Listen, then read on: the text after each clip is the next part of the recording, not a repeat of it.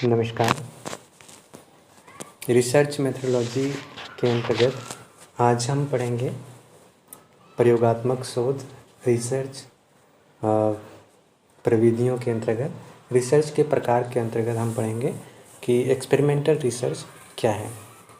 ये समान रूप से आपके लिए नेट के स्टूडेंट्स के लिए भी उपयोगी है और एमफिल पीएचडी इन सब के लिए भी। यदि एक्सपेरिमेंटल रिसर्च क्या है उसके बारे में डिटेल जानना चाहते हैं तो ये यूजफुल है। साथ ही एमएमएससी और बीएमएससी योग के जिनके सिलेबस में ये पेपर हों उनके लिए उपयोगी हैं। ठीक है, तो आइए बात करते हैं कि इसमें हम क्या क्या पढ़ने वाले हैं। तो सबसे पहले हम जो एक्सपेरिमेंटल रिसर्च हैं उसके इंट्रोडक्शन के बारे में पढ़ेंगे कि ये है क्या एक्चुअली, और फिर इसकी विशेषताएं हम समझेंगे, इसके प्रकार। और प्रकार में ये दो प्रकार के जो होते हैं, प्रयोगशाला प्रयोग विधि और क्षेत्र प्रयोग शोध जो हैं, इन दोनों के बारे में बात करेंगे। फिर टाइप्स ऑफ एक्सपेरिमेंट, तो प्रयोग के प्रकार हम पढ़ेंगे कि जैसे शोध के उद्देश्यों के आधार पे और प्रयोज्यों की संख्या के आधार पे। और इसके बाद हम पढ़ेंगे प्रयोगात्मक शोध की रूपरेखा, उसके एक स्टेप बाय स्टेप कैसे हम प्रयोगात्मक शोध कंडक्ट करते हैं, और फिर उसकी वैधता को लास्ट में हम समझेंगे। तो आइए शुरुआत करते हैं। सबसे पहले जानते हैं कि प्रयोगात्मक शोध है क्या। मनोवैज्ञानिक तथा शैक्षिक शोध में प्रयोगात्मक शोध का महत्व सबसे उपयोगी है, इसलिए हमें ये जानना आवश्यक है कि प्रयोगात्मक शोध क्या है, उसकी विशेषताएं क्या है। इन सारी चीज़ों को हम समझने की कोशिश करते हैं। जैसा कि नाम से ही स्पष्ट है, प्रयोगात्मक मतलब कि प्रयोग के द्वारा या फिर अनुभव के द्वारा, मतलब किसी न किसी रूप से हम उसको अप्लाई करके, मतलब जो हमें रिजल्ट मिलता है उसके बेस पे की जाने वाला रिसर्च जो है वो प्रयोगात्मक रिसर्च होगा। नाम से जैसे क्लियर है, तो इसलिए इसको टेक्निकल वर्ड में यदि कहा जाए तो नियंत्रित परिस्थिति में, यानी कि कंट्रोल सिचुएशन में, बाह्य वातावरण का जो इफ़ेक्ट होता है हमारे सब्जेक्ट पे, हमारे जो विषय हैं, प्रयोज्य हैं, उस पर, तो उनको ना इफेक्ट पड़े, मतलब हम जैसा चाहते हैं, जिन चरों का प्रभाव देखना चाहते हैं उन्हीं चरों का प्रभाव पड़े, अन्य चर उसमें सम्मिलित होकर के उसके प्रभाव को डिस्टर्ब ना करे। तो इसके लिए समझिए कि उसको नियंत्रित परिस्थिति में हम विशेष चरों में जोड़ तोड़ करता है। मतलब पहले तो वो एक कंट्रोल सिचुएशन में एक्सपेरिमेंट करता है, और जो विशेष चर जो हैं जिनका प्रभाव वो देखना चाहते हैं उसमें वो मैनिपुलेशन करते हैं, मतलब उसको घटा भी सकते हैं और बढ़ा भी सकते हैं, जैसा उसको नीड हो वैसा रिसर्चर करते हैं। फिर उसका प्रभाव एक दूसरे चर पर अध्ययन करता है। जैसे कि यहाँ पे देखिए 3 चर हैं, यहाँ पे देख सकते हैं। एक तो स्वतंत्र चर हैं, आश्रित चर हैं और बाह्य चर हैं। ये चर क्या होते हैं? जो बदलते हैं, मतलब वेरी करते हैं। वेरी करते कैसे हैं? मतलब जैसे एक के कारण से दूसरा भी प्रभावित होता है और दूसरे के कारण से पहला भी प्रभावित होता है। जैसे यहाँ पर देखिए कि सीखने की जो प्रवृत्ति है, ये मानसिक क्षमता जो है, सीखने की लर्निंग कैपेसिटी है, वो पुरस्कार की यदि हम घोषणा कर दें तो उसके आधार पे ये बाह्य वेरिएबल हो गया, यानी कि बाह्य चर हो गया। तो बाह्य चर जिसको हम कह दें कि नहीं, हम विद्यार्थियों को एक टैबलेट देंगे, मतलब कि टैब देंगे पढ़ने के लिए, या फिर पीसी देंगे। यदि कोई बच्चा इतना % स्कोर करता है तो क्या इस वेरिएबल की वजह से इसकी सीखने की क्षमता, जो आश्रित चर है, ये तो स्वतंत्र चर था, हम इसमें घटा बढ़ा सकते हैं, और इसके घटने बढ़ने के हिसाब से इसकी जैसे हम इसका लेवल घटा बढ़ा सकते हैं, और इसके घटने बढ़ने से इस पर क्या प्रभाव पड़ता है इसका हम अध्ययन कर सकते हैं। तो ये हो गया स्वतंत्र चर और ये आश्रित चर। एक के बढ़ने से यदि इसमें भी वृद्धि होती है तो हम समझेंगे कि इसके साथ इसका सकारात्मक संबंध है। परंतु वहीं साथ में कुछ चर ऐसे होते हैं जो बाह्य चर होते हैं, मतलब इन दोनों से आउट, जो इन दोनों को प्रभावित करते हैं। जैसे शोरगुल हो गया, अन्य कोई शारीरिक, मानसिक या सामाजिक समस्याएं, या फिर अन्य कोई कारण जो इन चीज़ों को, सीखने की क्षमता को प्रभावित करता हो, जो इसका प्रभाव इस पे पड़ना चाहिए था वहीं ये इसको रोकने की काम करता हो, उससे भटकाने का काम करता हो। ऐसे चर जैसे कि पढ़ने समय शोरगुल होना, और कोई पारिवारिक समस्या होना, या फिर उसका अपना कोई रीज़न होना जिसके वजह से इस चीज़ का प्रभाव इस पे नहीं देखने को मिलता है। तो इसीलिए कहते हैं कि प्रयोगात्मक शोध वह होता है जिसमें बाह्य चरों को नियंत्रित किया जाता है, मतलब इन चरों को यथासंभव इन चरों से कंट्रोल्ड वे में, यानी कि इससे बाहर ही रखते हुए एक विशेष चरों में, मतलब स्वतंत्र चरों में जोड़ तोड़ करके उसमें जितना जैसा रिसर्चर चाहे उस हिसाब से मैनिपुलेट करके दूसरे यानी कि आश्रित चर पे उसके प्रभाव का अध्ययन करता है। तो यही इसमें प्रैक्टिकली इसमें लिखा गया है थ्योरेटिकली में कि नियंत्रित परिस्थिति में विशेष चरों में जोड़ तोड़ करता है और उसका प्रभाव एक दूसरे चर पर अध्ययन करता है, जिसका क्या होता है कि जैसे एक दूसरे चर पर अध्ययन करता है, इसका परिणाम यह होता है कि प्रयोगकर्ता विश्वास के साथ यह कह पाता है कि अमुक जोड़ तोड़ से अमुक प्रभाव पड़ा। यानी कि यदि हम ये कहें कि जैसे हमने स्वतंत्र चर पुरस्कार की घोषणा की विद्यार्थियों को, तो अलग अलग घोषणाओं के आधार पे विद्यार्थियों में सीखने की क्षमता का इस प्रकार से सकारात्मक या इतने लेवल तक या नकारात्मक जो भी प्रभाव हो वो पड़ा। ठीक है, क्योंकि यहाँ पे प्रैक्टिकली उस चीज़ को अनुभव करके वो कथन करेगा, मतलब जो उनके रिसर्च से पता चलेगा, जो आंकड़े आएंगे उस हिसाब से वो उस हिसाब से आगे वो निष्कर्ष पे पहुँचेंगे। ठीक है, अब आगे इनकी विशेषताओं के बारे में समझते हैं। तो इसकी क्या कैरेक्टरिस्टिक्स होगी प्रयोगात्मक शोध की। तो सबसे पहले है कि स्वतंत्र चर में प्रयोगकर्ता जोड़ तोड़ किया जा सकता है। प्रयोगकर्ता कैसे जोड़ तोड़ करेगा, तो जैसे स्वतंत्र चर है, मान लो पुरस्कार देना कि हमने विद्यार्थियों को घोषणा करी कि आप में से जिनके स्कोर अच्छे रहेंगे उनको ये अमुक पुरस्कार दिए जाएंगे। तो ये पुरस्कार की जो संख्या है, मात्रा है, इन सब चीज़ों में हम फेरबदल कर सकते हैं, घटा बढ़ा सकते हैं, क्योंकि ये स्वतंत्र है। ये इसके आधार पे आश्रित चर सीखने की प्रक्रिया प्रभावित होगी, लेकिन इसको आश्रित चर को हम जोड़ तोड़ नहीं सकते, इसमें घटाव या अधिकता नहीं कर सकते, क्योंकि ये हमारे बस में नहीं है। ये आश्रित चर हैं जो किसी दूसरे चर के माध्यम से बदलता है। ऐसे ही प्राणायाम का उदाहरण यदि लेंगे तो ये भी स्वतंत्र चर है। हम व्यक्ति को जो हमारे प्रयोज्य हैं, विषय हैं, जिनको हमने रिसर्च में शामिल किया है, उनको प्राणायाम की संख्या, समय और मात्रा हम नियंत्रित कर सकते हैं, घटा बढ़ा सकते हैं, और उसके प्रभाव को सीखने और एकाग्रता पर हम चेक कर सकते हैं। ठीक है, तो यहाँ पे ये एक इसकी विशेषता ये हो गई कि स्वतंत्र चरों में प्रयोगकर्ता जोड़ तोड़ कर सकता है। प्रयोज्यों का चयन यादृच्छिक ढंग से यानी कि रैंडमाइज तरीके से करते हैं, ताकि जो मैक्सिमम पॉपुलेशन है उसका इसमें की रिप्रेजेंटेशन हो, उसका प्रतिनिधित्व हो, और फिर उनका प्रयोगात्मक समूह या नियंत्रित समूह में आवंटन करके, यानी कि दो ग्रुप बना लेते हैं। एक तो एक्सपेरिमेंटल ग्रुप जिसको वो प्रैक्टिस कराया जाता है, जो भी हमने चाहे पुरस्कार की घोषणा की गई हो या प्राणायाम कराया गया हो, और दूसरा जिनको इन चीज़ों से दूर रखा जाता है, उन्हें ऐसी कोई भी घोषणा या ऐसे कोई भी अभ्यास नहीं कराए जाते हैं। ठीक है, तो यादृच्छिक ढंग से, यानी कि ये सभी किस्में होंगे रैंडमाइज तरीके से, ताकि प्रत्येक व्यक्ति को सम्मिलित होने का चांस बराबर रहे। और तीसरा इसकी विशेषता क्या है, स्वतंत्र चर तथा आश्रित चर के बीच एक कारण तथा परिणाम संबंध कायम करने में समर्थ हो पाता है। इसके आधार पर रिसर्चर ये cause and effect relationship establish कर सकता है कि हमने प्राणायाम का अभ्यास रिसर्च, मतलब जो प्रयोज्य हैं उनको अमुक मात्रा पे इतने टाइम तक कराने के बाद इसके एकाग्रता लेवल पे या सीखने की क्षमता पे इस प्रकार से वृद्धि हुई। तो उसका कारण क्या हो गया, प्राणायाम का अभ्यास, और प्रभाव क्या हुआ, सीखने और एकाग्रता में वृद्धि। और ये बाह्य चर था जिसको हमें कंट्रोल करना होता है एक्सपेरिमेंटल में, शोरगुल आदि को। तो ये था हमारा प्रयोगात्मक शोध की विशेषताएं। अब हम पढ़ते हैं कि प्रयोगात्मक शोध का प्रकार क्या है। तो ये प्रयोगात्मक शोध हैं वो दो प्रकार के हैं। पहला तो ये है कि जो हम लेबोरेटरी में प्रयोग करते हैं, जिस यानी कि एक कंट्रोल्ड सिचुएशन में, जिसमें मैक्सिमम हम कंट्रोल करते हैं बाह्य वातावरण को, तो वो हो गया एक लेबोरेटरी शोध, जिसको हम लेबोरेटरी रिसर्च कहते हैं, एक्सपेरिमेंटल रिसर्च।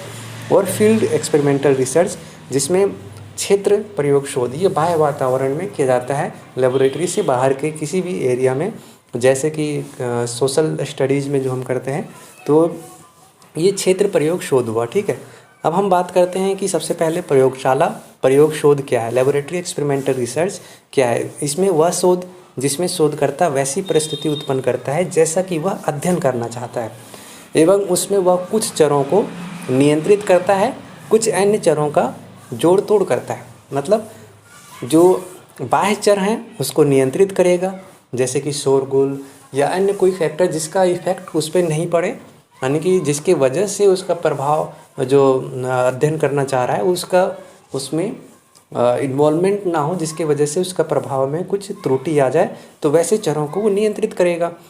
जैसे कि अभी यदि आप मॉडर्न साइंस में देखें, जो मेडिकल साइंस में जैसे रिसर्च होते हैं, तो उसमें क्या करते हैं, बाहरी वातावरण से उसको बचाने के लिए स्पेशल कंडीशन में टेम्परेचर और अन्य सारी जो कंडीशन उसको रिक्वायरमेंट होती है स्टडी के लिए, उन सब चीज़ को वो कंट्रोल सिचुएशन में वो तैयार करता है लेबोरेटरी में।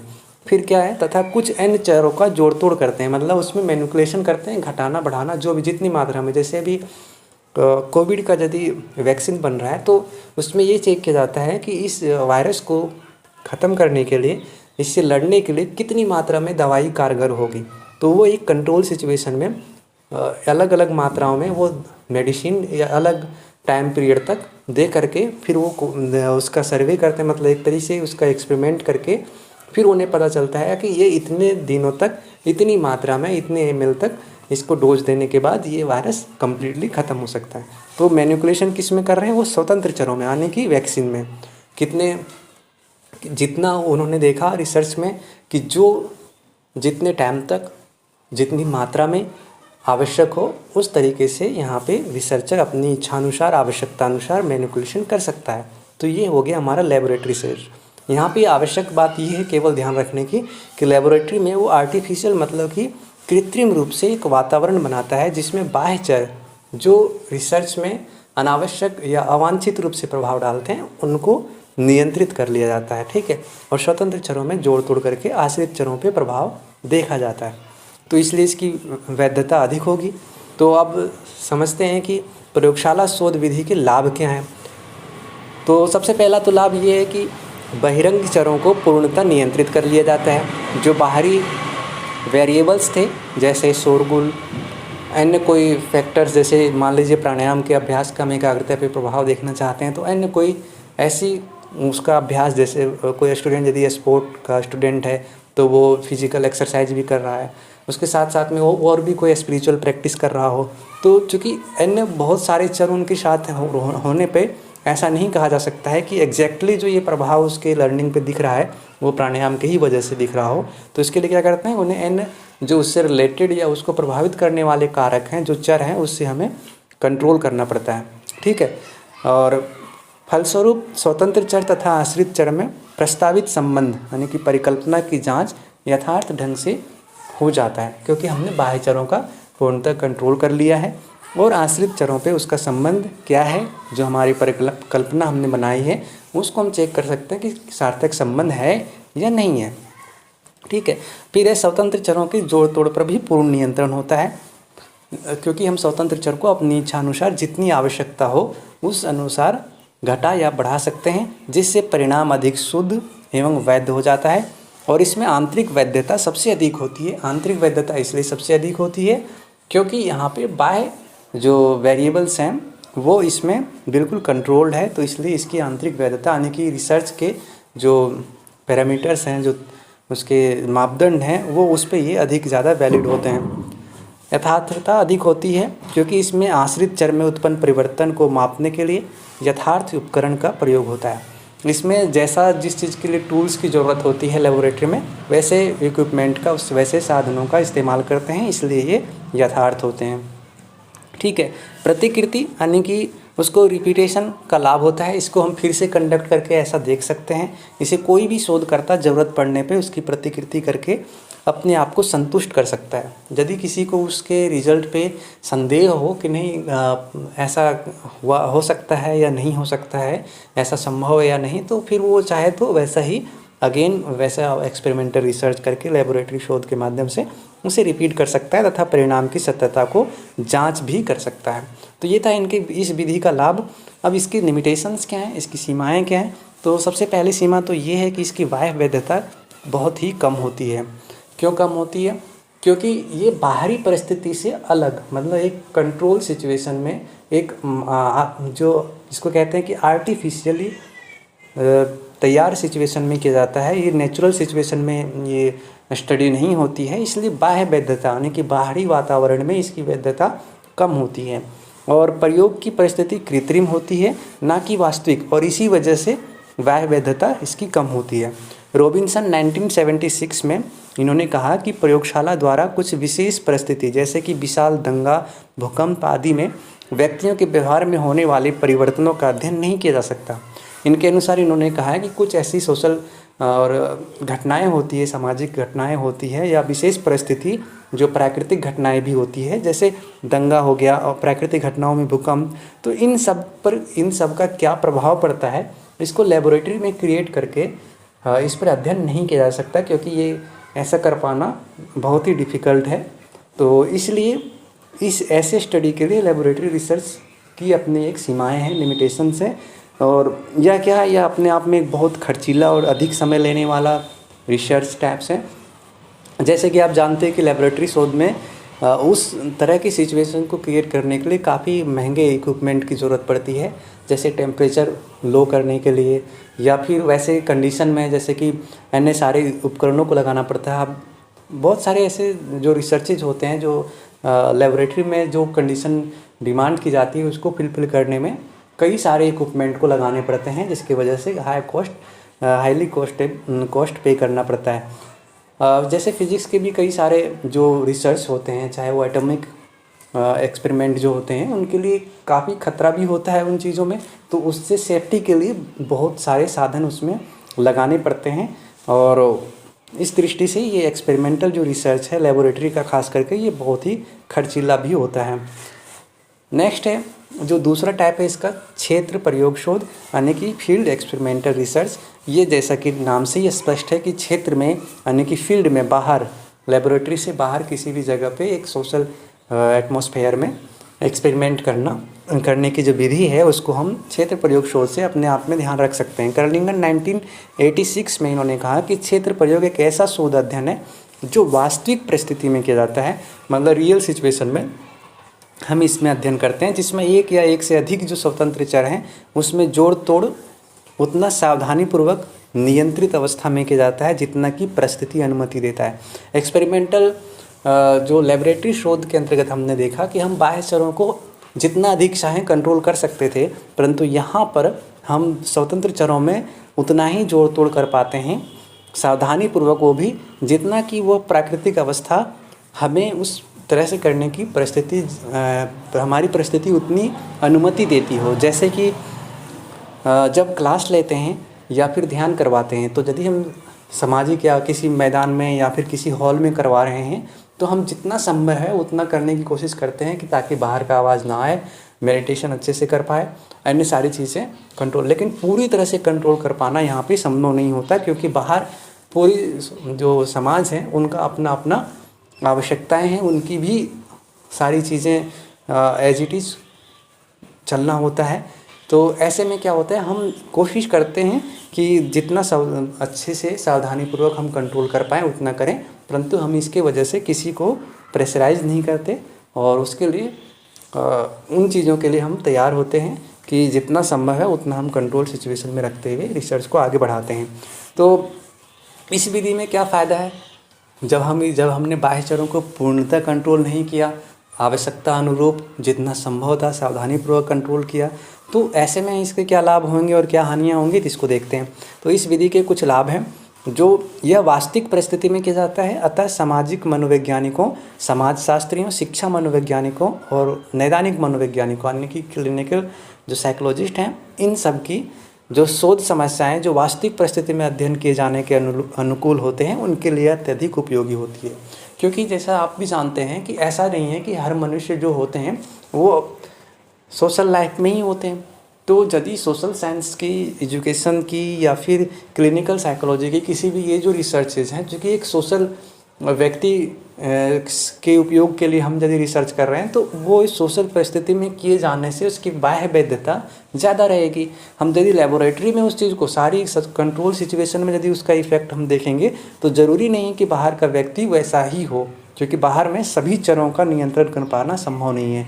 इसीलिए ऐसे रिसर्च को जो फील्ड एक्सपेरिमेंटल रिसर्च है उसका प्रयोग ज़्यादा किया जाता है, क्योंकि मनुष्य सारे बाह्य वेरिएबल को कंट्रोल कर पाना कठिनाई होती है सोशल लाइफ में, जो रियल वास्तविक परिस्थिति में लेबोरेटरी के जैसा कंट्रोल कर पाना संभव नहीं होता है।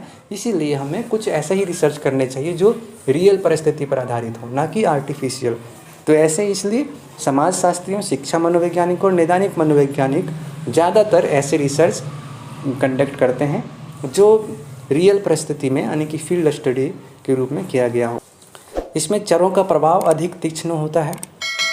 शोध का मूल नियम यह है कि परिस्थिति जितनी अधिक वास्तविक होगी, अध्ययन किए जाने वाले चरों का प्रभाव उतना ही अधिक तीक्ष्ण व स्पष्ट होगा। यानी कि जब सिचुएशन रियलिस्टिक है, वास्तविक परिस्थिति है, तो उसमें जो चरों का प्रभाव होगा वो अधिक ही स्पष्ट होगा और वो अत्यधिक उपयोगी भी होंगे। उसकी बाह्य वैधता भी कम होगी। क्षेत्र प्रयोग शोध में बाह्य वैधता का लाभ होता है, जैसे हम पहले से कह रहे थे। और इसका क्या होता है, प्राप्त निष्कर्षों को जो कंक्लूजन जो हम उस स्टडी से निकलेगा, उससे उन सभी प्राणियों या जीवों के लिए हम जनरलाइजेशन कर सकते हैं, उसका सामान्यीकरण कर सकते हैं कि हाँ, ये जो अभ्यास है, ये जो क्रिया है जिसका प्रभाव हमने इस रिसर्च में देखे हैं, वो ऐसे सभी प्राणियों का या ऐसे सभी जिन प्रयोजनों पर हमने किए हैं उस कंडीशन वाले व्यक्तियों के लिए हमेशा उपयोगी होंगे और यही परिणाम देने वाले होंगे, क्योंकि ये हमने व्यवहारिक यानी कि वास्तविक वातावरण में हमने अध्ययन किया है, ना कि किसी आर्टिफिशियल वातावरण में। और सारे मनुष्य वास्तविक वातावरण में ही रह रहे होते हैं, तो उनके लिए बाह्य वैधता का लाभ यहाँ पे होता है। अब इसकी सीमाएं क्या है, तो सीमाएं तो वही होगी कि इसमें परिस्थिति पूर्ण नियंत्रण नहीं रहता, इसीलिए अन्य चरों का प्रभाव इसमें सम्मिलित रह सकता है।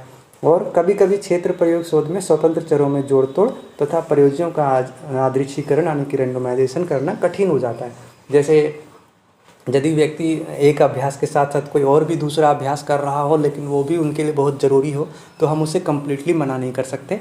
तो चरों में जोड़ तोड़ यानी कि हम बहुत ज़्यादा स्वतंत्र चर में भी बढ़ा और घटा नहीं पाते हैं, ये भी इसमें समस्या होती है। और प्रयोजनों को हम कम्प्लीटली रैंडमाइज तरीके से कई बार नहीं कर पाते हैं, क्योंकि वैसे जो सब्जेक्ट्स हैं उसकी उपलब्धता भी हमें देखना पड़ता है कि वैसे सब्जेक्ट्स कितने संख्या में हमारे रिसर्च के लिए तैयार हैं।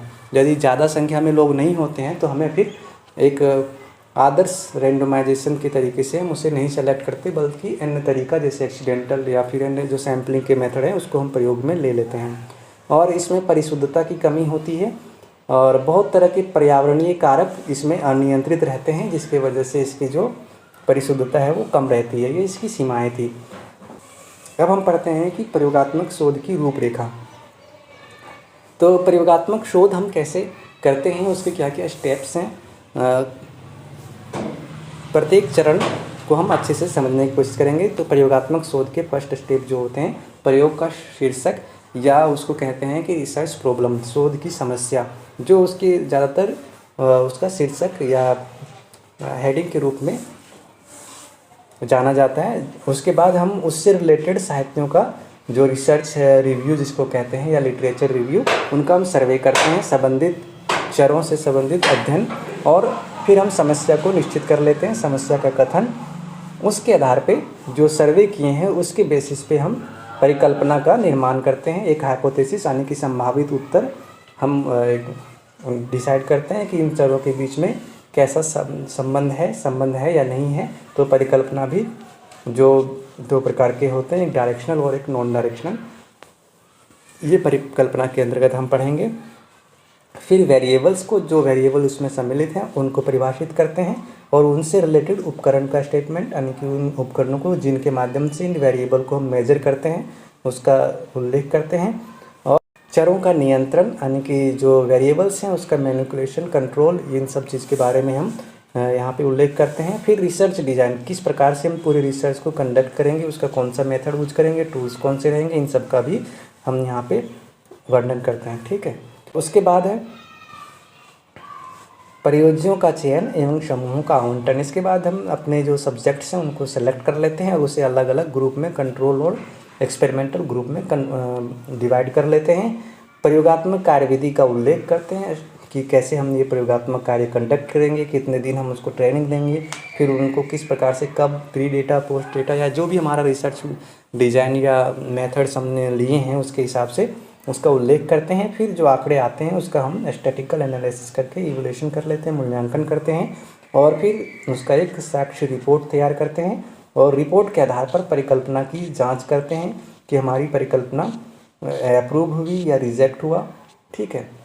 और फिर जो परिणाम आते हैं उसको हम सामान्यीकृत करते हैं उनकी। ये रिसर्च इस प्रकार से इन चरों पे यानी कि जो हमारे चर हैं, जैसे कि यदि प्राणायाम का चिंता पे, एकाग्रता पे सार्थक प्रभाव पड़ता है या नहीं, यदि पड़ता है तो हम कहेंगे उस पर सार्थक प्रभाव पड़ता है। इस वजह से जो प्राणायाम करेगा उन व्यक्तियों की एकाग्रता की जो लेवल है वो बढ़ेंगे, उनकी सीखने की क्षमता बढ़ेगा, ऐसा हम कह सकते हैं फिर, ठीक है। ये था प्रयोगात्मक शोध की रूपरेखा।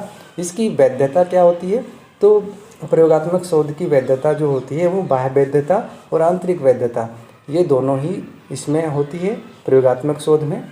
और बाह्य वैधता के अंतर्गत दो प्रकार के होते हैं, कालिक वैधता यानी कि टाइम के हिसाब से, और पारिस्थितिकीय वैधता, जो ये दोनों से मिलकर के। और इसीलिए कहा जाता है कि प्रयोगात्मक शोध की जो वैधता होती है उच्च होती है, उनमें भी लेबोरेटरी शोध की जो वैधता है वो आंतरिक वैधता अधिक होती है, परंतु फील्ड जो एक्सपेरिमेंटल रिसर्च है उसकी बाह्य वैधता अधिक होती है, ठीक है। और वहीं सीमा में यानी कि लिमिटेशंस क्या हो जाएंगे, तो लेबोरेटरी शोध की जो लिमिटेशंस है उसकी क्या है कि बाह्य वैधता कम होती है और उसमें फील्ड स्टडी में जो है उसमें आंतरिक वैधता की कमी होती है, ठीक है। ये था हमारा पूरा का पूरा एक्सपेरिमेंटल रिसर्च। तो आई होप कि आप एक्सपेरिमेंटल रिसर्च को आप समझ पाए होंगे। Thank you.